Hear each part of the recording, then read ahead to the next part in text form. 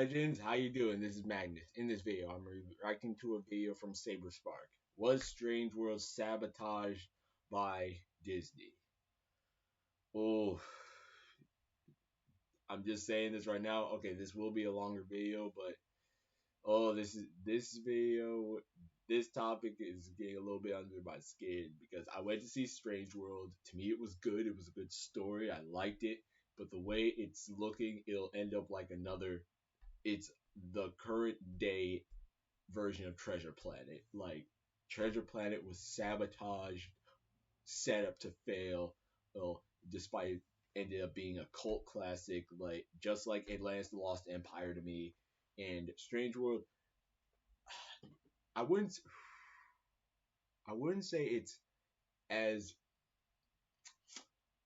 holy grail as Treasure Planet, but it's definitely a good story. Like it's not something that should be ignored. And I just feel hurt that this movie is failing. Like, I mean, the way it was set up by release already was a bad setup. But all right, let's just get into this video because it's gonna be a longer one. Please comment, like, subscribe, share this video. Hope you enjoy it. Thank you so much for 86 subscribers as of the recording of this video. Let's do this. This video is brought to you by Helix Sleep.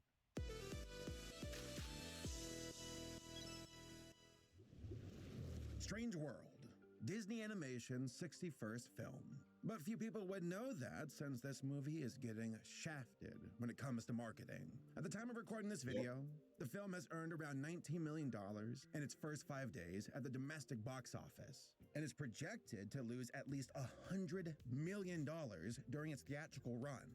That is bad. Hell, I think Strange World just might be the most devastating Thanksgiving release for a Disney animated film ever. Oh, wait, hold on. No, unfortunately, that title goes to Treasure Planet. Yes. Sadly, I think that both of these films share a lot in common when it comes to Disney's marketing. I actually ran 2 polls both on my YouTube channel and on my Twitter to see how many folks actually saw substantial ads for Strange Worlds, and an overwhelming majority of people said that they did not. On top of its weak marketing, Strange World is getting smacked around by critics and is receiving unusually low scores for a Disney animated film, but for a variety of reasons. And one of those reasons being, spoiler alert, you good? Here we go. Yeah. This film prominently features a gay character. Okay, I know, hold up. We've been down this road before with Disney, and I think it's safe to say that many of us are getting sick of this sensationalized headline. First, it was LeFou from the live-action Beauty and the Beast remake. And then it was the Cyclops officer from Onward. And then it was the character from Lightyear whose name I cannot recall because that movie was not very memorable to me. To each their own. Again, when I do a Pixar movie tier list, I'm just saying now, Lightyear is going to be in my top 3. Or no, it's probably my number 2 most favorite Pixar movie of all time. That's just me. And you mean Hawthorne, who's lesbian character. But the one thing I liked about Strange World was that with Ethan, the gay character, it wasn't a big deal. They didn't make it a big deal. It was just casual. If you replaced the love interest with a girl, it would have been the exact same. It literally they did just casual. Like if you switched it around, it would have made a single difference. Honestly. Same song, same dance, same headline. But they for didn't online journalists to tout around. Didn't but promote I'll it like that. Be damned. Strange World actually delivered in a way where said gay character could not be conveniently cut out of the film. Usually Disney tries to have its cake and eat it, with international audiences like China, Russia, Africa, and the Middle East. Countries whose governments shoot down gay representation in movies, both domestic and imported. I like the part in Bohemian Rhapsody where Freddie Mercury isn't gay. Just a guy and his friends. You know, guys being dudes. Simple as that. Of course we're a couple. A couple of guys. Needless to say, Disney just skipped a bunch of international audiences with Strange World. But doing the same with domestic audiences? Really? That's surprising. And it makes me question their faith in the film. Are they afraid of backlash from audiences who are seeing Strange World? I mean, I checked out the audience reviews on Rotten Tomatoes, and I saw exactly what I expected. Another woke offering from Disney. Save your money. Disney has lost its ability to tell a story. I miss the days of Toy Story. And That's Pixar. That's different. Both of those films were done by Pixar. Thank you. Like, I need people need to stop associating Pixar and Disney. Yes, they are adjoining, but they're not the same. They're not the same. They're not the same. They're not the same, man. One clear one. Cars and planes. And I like both. I like both. Keep in mind, I like both of these series. Cars was made by Pixar. Planes was made by Disney. And people often say Planes is absolute trash. I at least like both the movies, but I see what people are saying. I miss the days of Toy Story and Up. Yeah, both of those films were done by Pixar. And of course, I'm all for people to love who they love. But I'll raise my kids on my terms. Relationship conversations between same sex is too soon to discuss with kids in lower grade. Oh!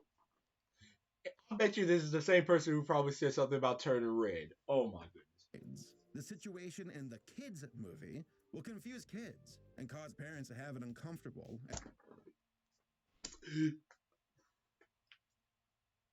I just need to say this.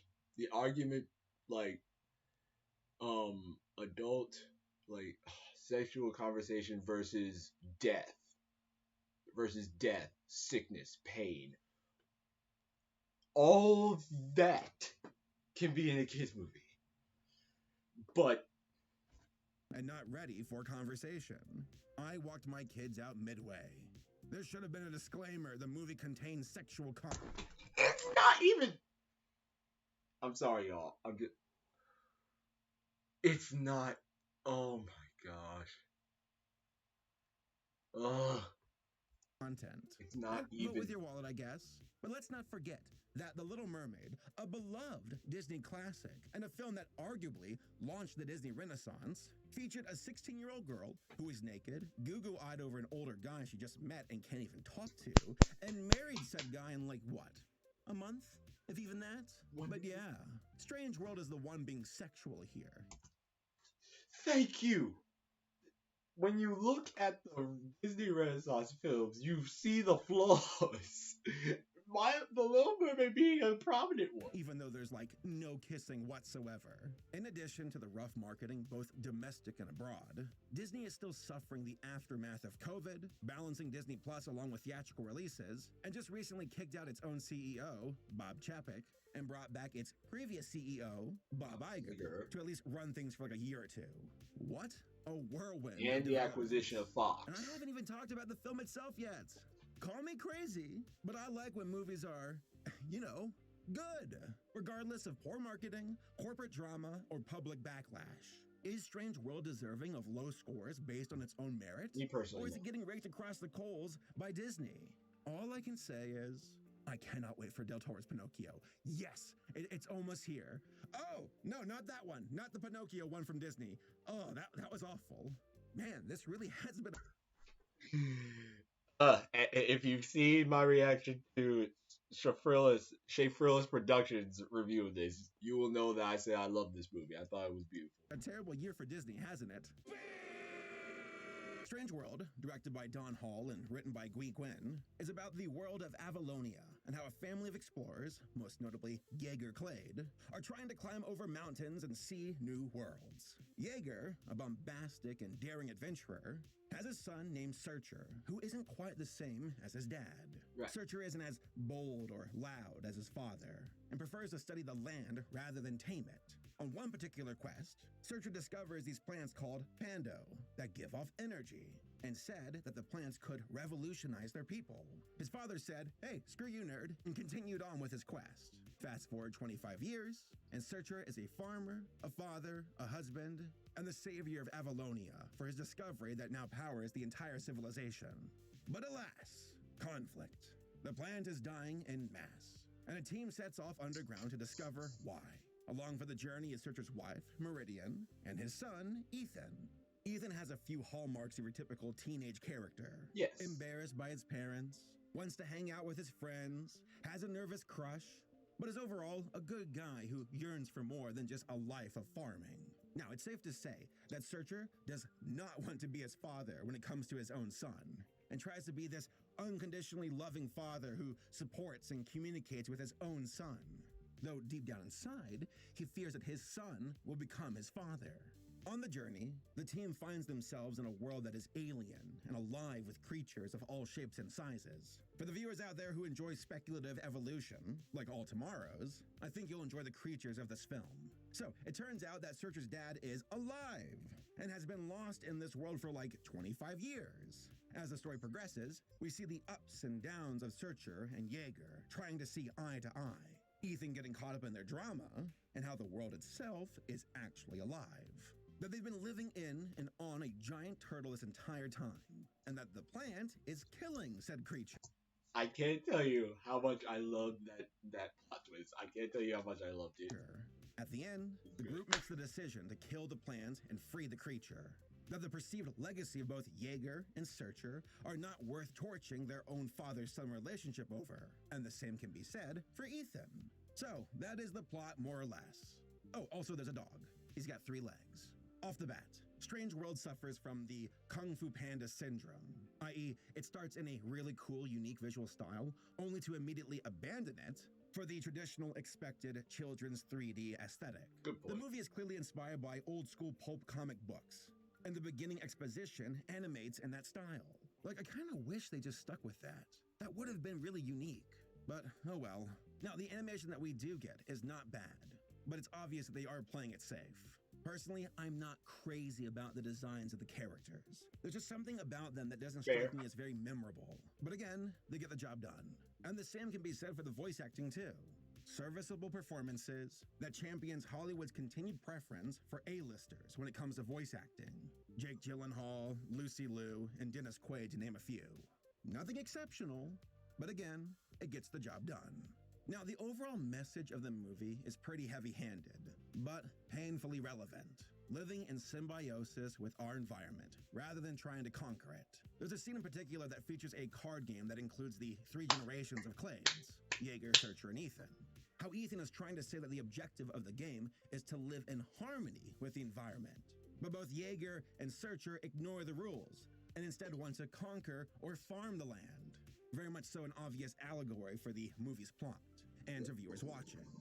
The other themes of family, forging your own identity, and relationships between generations is admittedly getting a bit old with recent Disney films. For Strange World, it's not a bad conflict, but Disney, a company that built its reputation on the backs of spectacular villains, seems completely averse to calling anyone or anything a bad guy anymore. Which is a real shame too, because classic villains like Jafar, Scar, Ursula, and Hades are really fun. Yeah, they're cartoonish caricatures, but that's part of the charm.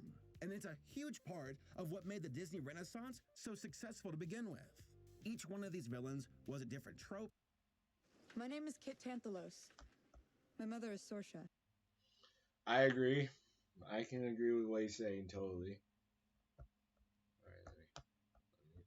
A different exaggeration of a negative trait, so they all felt fresh and interesting, even if they all narratively serve the same purpose. But for Disney's recent films, the same repetitive conflict of generational miscommunication doesn't have the same breadth of variety, so it starts to feel a lot more samey. Strange World, Ralph Wrecks the Internet, Frozen 2, Moana, Raya, they all refuse to portray a clear villain, and so all resolve in essentially the same way. Come on, Disney, bring back villains, or the Kingdom Hearts franchise is going to fail. They need more bosses. They're gonna run out. Are they gonna fight Edgar from the Aristocats? I actually hope so. That'd be really funny. And then it actually happened. Gay representation in a substantial way in a Disney animated film. Surprising, considering that Disney has been so adverse to even hinting at those kinds of things, since it kills a film's chance in foreign markets, which is probably why they have basically shoved this film under the rug and washed their hands of it. Anytime a modern Disney property gets a little too progressive, they waste no time scuttling it. I mean, just look what happened to the Owl House. No doubt, Disney really is in full passive progressive mode, with the lack of marketing for this film. And I have to wonder if the negative audience reaction is due to the gay character in a main role. Even mild representation in Lightyear caused massive backlash.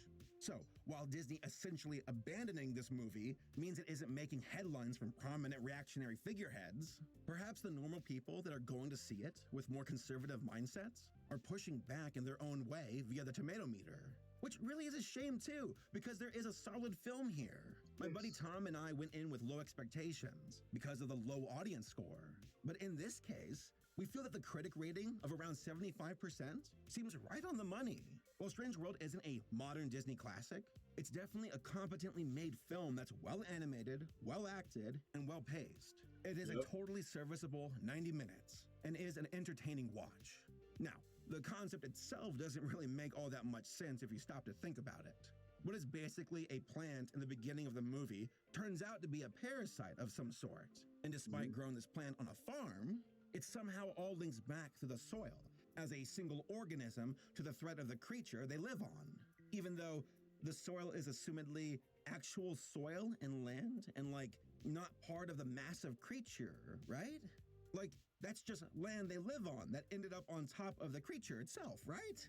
Yeah. Because if not, how did the humans evolve in a completely closed off ecosystem and not in a different kind of life similar to the interior of the creature? Yeah, see, there's a lot that the movie kind of glosses over, and it assumes that you will too. And you know what? That's fine. Again, this is a concept ripped straight out of the pages of a pulp sci-fi comic. So with that framing, it totally works. They should have leaned in that aesthetic more to keep you in that mindset. So, overall, Strange World is a decent film that seems to have been buried by Disney, and it's not really resonating with audiences who have seen the film. Now, it's entirely possible that this is due to Disney being over-leveraged with its marketing budget and wanting to advertise for Wakanda or Avatar 2 instead.